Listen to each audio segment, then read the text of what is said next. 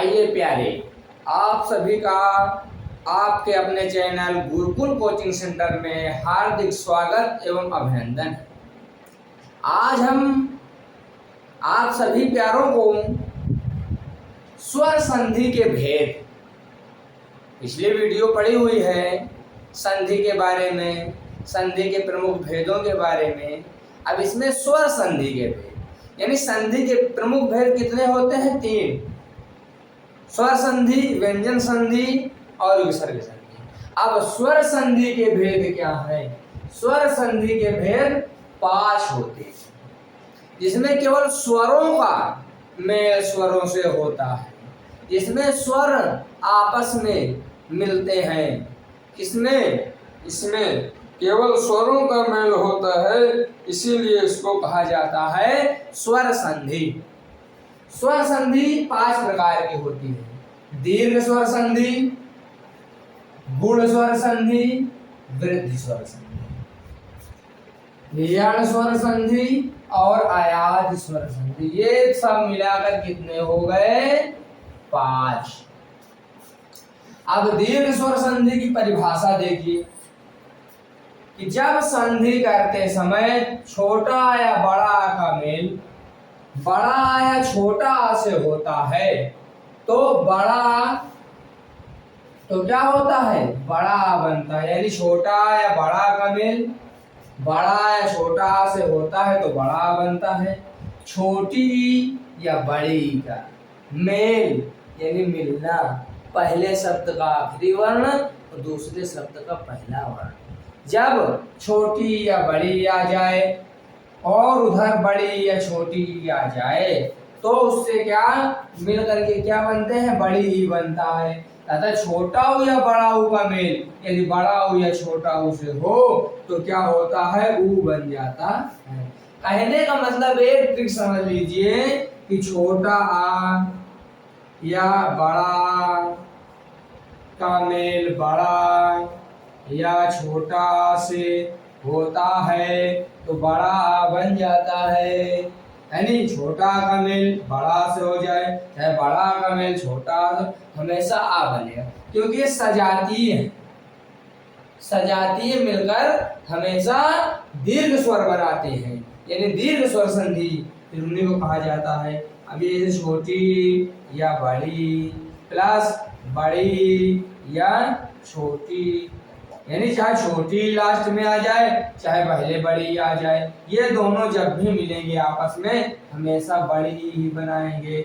ऐसे भी आप लोग इसको ध्यान के लिए ट्रिक अपना सकते हो, ठीक है? तो इस प्रकार ये हो गया, हमेशा बड़ा बनता है। यानी छोटा या बड़ा या छोटा से मिलेगा तो बड़ा बन जाएगा।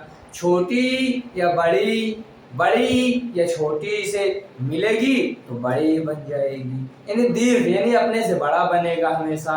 छोटा ऊ या छोटा ऊ मिल जाए छोटा ऊ से, और चाहे बड़ा ऊ मिल जाए बड़ा ऊ से, लेकिन बनेगा बड़ा ऊ ही। चाहे छोटा मिल जाए छोटा से, बनेगा बड़ा। छोटी बड़ी छोटी से मिल जाए तब भी बड़ी। हर परिस्थिति में बड़ी ही बनना है। तो इसको हमको याद कर लेना। ये परिभाषा जब हम याद कर लेंगे तो इसको दिमाग में रख लेंगे तो हमेशा हम सफल हो जाएंगे दीर्घ स्वर संधि में। जैसे उदाहरण देख लीजिए, विद्या धन आलय। अब यहाँ पर बड़ा की मात्रा निकला और यहाँ बड़ा की मात्रा है ही है, तो अब विद्या बड़ा का मेल बड़ा, यानी ये बड़ा है और ये बड़ा, अब दोनों मिलेंगे तो क्या हो जाएगा? बड़ा बन जाएगा, तो विद्यालय हो जाएगा। विद्या यानी विद्या बड़ा का मेल बड़ा से हुआ तो बड़ा हो गया, विद्या हो गया। अब बचा लय, ये हो गया विद्यालय। उसी प्रकार शिवालय, अब यहाँ छोटा है और यहाँ बड़ा है ना, तो छोटा यानी छोटा और बड़ा मिलकर क्या बना? बड़ा बन जाएगा हमेशा। तो ये देखिए शिव, और शिव में बड़ा की मात्रा इसका मेल हुआ, इसमें से छोटा निकला हुआ में छोटा लगा हुआ है तो बड़ा निकाला और ये हो गया शिवालय। भाई ये जब मेल हो गया तो ये खत्म हो जाता है और बचा क्या, लय। अब इधर ये व खत्म होने वाला नहीं है, द खत्म होने वाला नहीं, क्योंकि ये व्यंजन है और व्यंजन में जो स्वर लगा था वो मिलकर बड़ा बन गया। गिरि धन ईश। अब इसमें छोटी का मेल, यहाँ रा में क्या है, छोटी है, तो ये हमने छोटी पकड़ा। अब दूसरे शब्द में क्या है, ये देखिए पहला वर्ण बड़ी है, ये हमने बड़ी ही पकड़ लिया। अब ये दोनों जब मिल जाएंगे तो क्या हो जाएगा, बड़ी ही बनाएगा। जब बड़ी ही बनाएगा तो हमने ऐसे, अब यहाँ से छोटी ही निकली है तो यहाँ रा बचा ना, अब यहाँ रा बचा। अब छोटी और बड़ी का मेल हो गया तो बड़ी की मात्रा बन गई गिरीश, ये समाप्त हो गया और सा आ गया, ये हो गया गिरीश। इस प्रकार बहुत आसान से बहुत आराम के साथ समझिए, सब समझ में आने वाला है। रजनीश, रजनी। अब यहाँ पर बड़ी की मात्रा निकली, बड़ी की मात्रा यहाँ से पकड़ा गया भाई। देखिए जब हमको याद रहेगा तो इसकी जरूरत नहीं रहेगी, तो समझाने के लिए आपको बनाया गया है। ये बड़ी की मात्रा निकली और यहाँ से बड़ी की मात्रा निकली और यहाँ से भी हमको बड़ी की मात्रा निकालनी है। अब ये देखिए बड़ी की मात्रा ये हो गई और बड़ी की मात्रा ये हो गई, ये दोनों मिलकर हो गया बड़ी की। तो अब यहाँ पर लिख दिया रजन लिख दिया। अब बड़ी की मात्रा इसमें लगाएंगे और ये हो जाएगा रजनीश। अब उसके बाद भू ऊर्जा।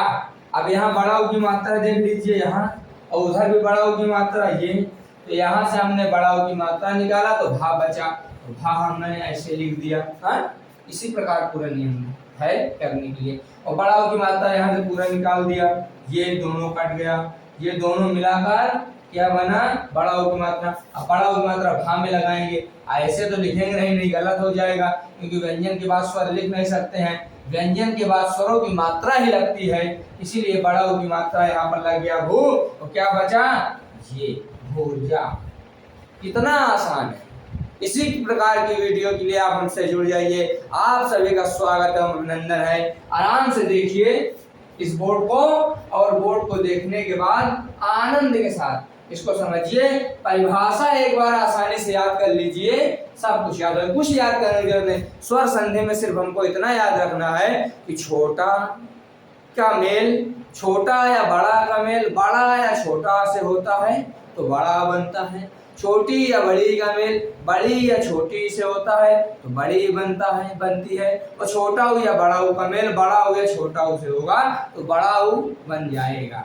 आप सभी का बहुत बहुत धन्यवाद।